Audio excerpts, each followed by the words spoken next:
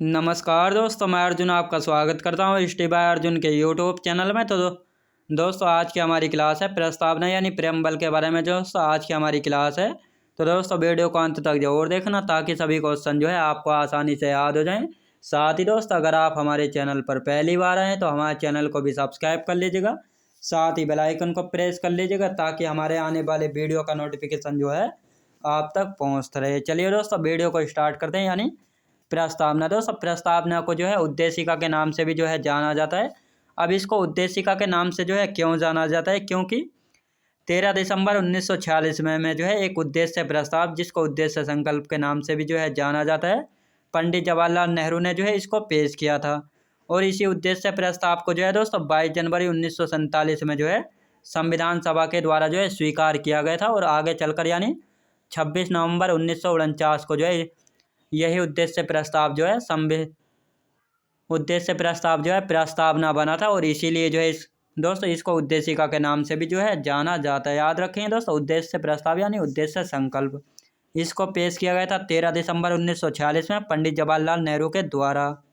इसको स्वीकार किया गया था 22 जनवरी 1947 को संविधान सभा के द्वारा जो है इसको स्वीकार किया गया था। और आगे चलकर यानी 26 नवंबर 1949 को जो है प्रस्तावना जो है बना था। दोस्तों यानी जो प्रस्तावना का विचार यानी आइडिया था, ये कहाँ से लिया गया है, तो अमेरिका देश से लिया गया है प्रस्तावना का विचार। यदि पूछा जाए कि जो प्रस्तावना की भाषा थी, भाषा यानी लैंग्वेज थी, वह कहाँ से ली गई, ऑस्ट्रेलिया देश से जो है ली गई है। और हमारी प्रस्तावना यानी संविधान में जो प्रस्तावना है वह शुरू यानी स्टार्ट कहाँ से होती है, यानी हम भारत के लोग से जो है शुरू होती है प्रस्तावना। और यानी हम भारत के लोग, ये शब्द जो है ये कहाँ से प्रेरित है, तो यूएनओ के चार्टर में जो है लिखे हुए हैं। यानी हम यूएनओ के सदस्य हैं, तो इस प्रकार जो है ये शब्द यहाँ से जो है प्रेरित हैं। अब यूएनओ के जो चार्टर में शब्द हैं ये कहाँ से लिए गए, ये लिए गए हैं दोस्तों यूएसए के संविधान से जो है ये लिए गए हैं। जिस प्रकार दोस्तों यूएसए से जो है प्रस्तावना का विचार जो है लिया गया है, यानी यूएसए का संविधान दोस्तों विश्व का पहला यानी प्रथम लिखित संविधान है, जो कि 1787 में जो है बनकर तैयार हुआ था और 1789 में जो है लागू हुआ था। याद रखेंगे 1789 में लागू हुआ था यूएसए का संविधान। तो यहीं से जो है भारत में प्रस्तावना का विचार जो है लिया गया है। और यदि पूछा जाए कि हम भारत के लोग हैं, ये शब्द जो है कहाँ से प्रेरित हैं, तो यूएनओ के चार्टर से जो है प्रेरित हैं। और यूएनओ के चार्टर में कहाँ से प्रेरित हैं, यूएसए के संविधान से जो है प्रेरित हैं।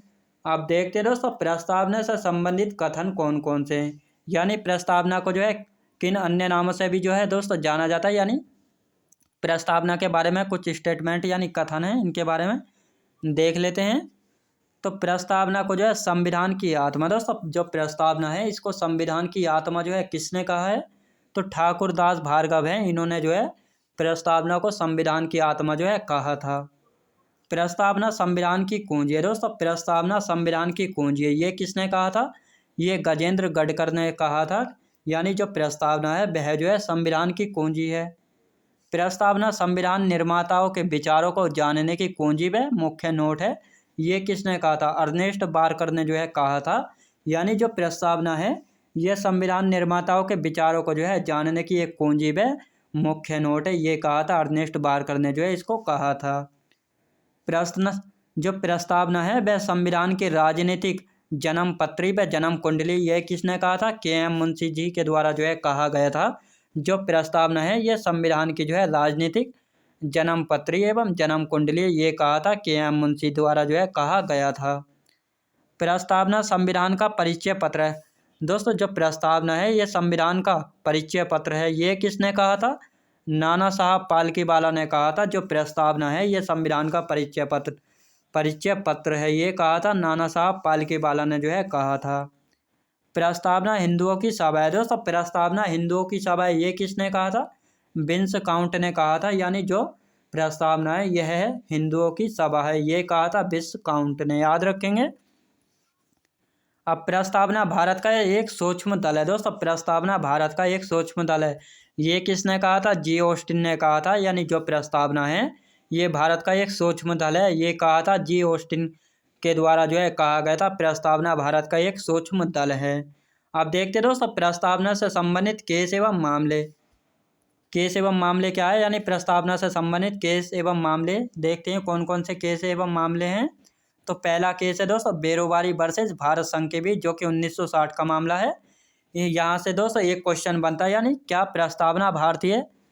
प्रस्तावना जो है संविधान का भाग है और इसमें संशोधन किया जा सकता है। तो सुप्रीम कोर्ट ने कहा था प्रस्तावना संविधान का भाग नहीं है और इसमें जो है संशोधन नहीं किया जा सकता है। तो ये जो है मामले में कहा था बेरोबारी वर्सेज भारत संघ के बीच कहा था 1960 के मामले में प्रस्तावना जो है संविधान का भाग नहीं है और इसमें जो है कोई भी संशोधन जो है नहीं किया जा सकता, ये कहा था सुप्रीम कोर्ट ने।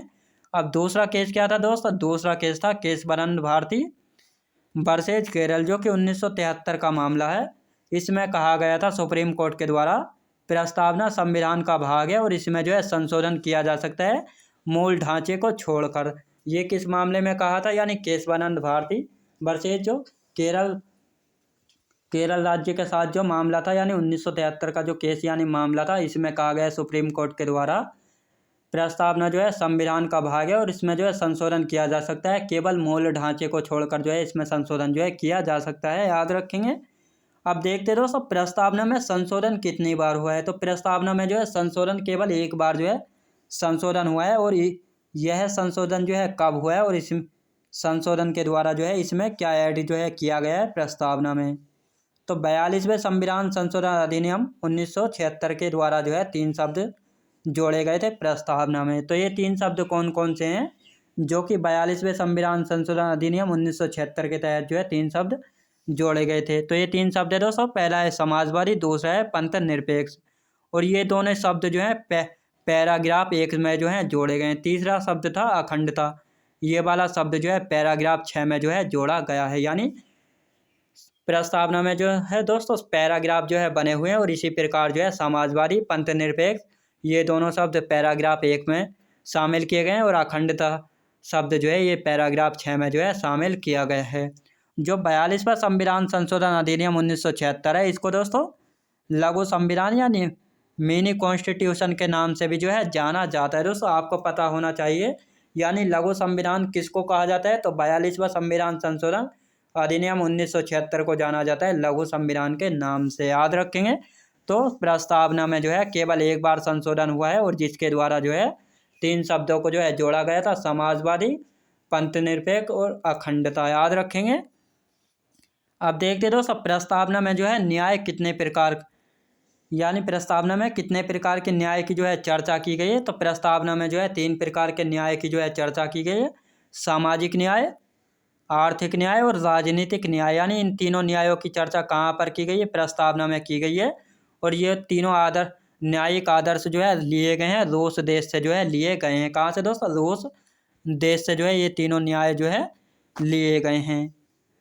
अब प्रस्तावना में दोस्तों स्वतंत्रता कितने प्रकार की दी गई है, तो स्वतंत्रता जो है 5 प्रकार की दी गई है प्रस्तावना है, विचार, अभिव्यक्ति, विश्वास, धर्म और उपासना। ये 5 प्रकार की स्वतंत्रता जो है कहाँ पर दी गई है, तो ये 5 प्रकार की स्वतंत्रता जो है दी गई दोस्तों कहाँ पर दी गई है, प्रस्तावना में जो है यानी प्रियम्बल में जो है दी गई है। अब समानता दोस्तों, समानता जो है 2 प्रकार की दी गई है।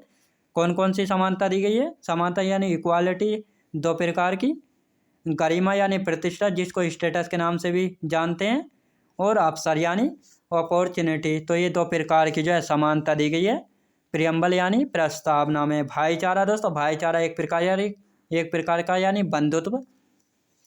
अब प्रस्तावना में जो है समानता, स्वतंत्रता और बंधुत्व ये कहाँ से लिए गए हैं, ये जो है फ्रांस देश से जो है लिए गए हैं। और न्यायिक आदर्श जो है कहाँ से लिए गए हैं, तो आदर्श न्यायिक दोस्तों कहाँ से, रूस देश से जो है लिए गए हैं, याद रखेंगे।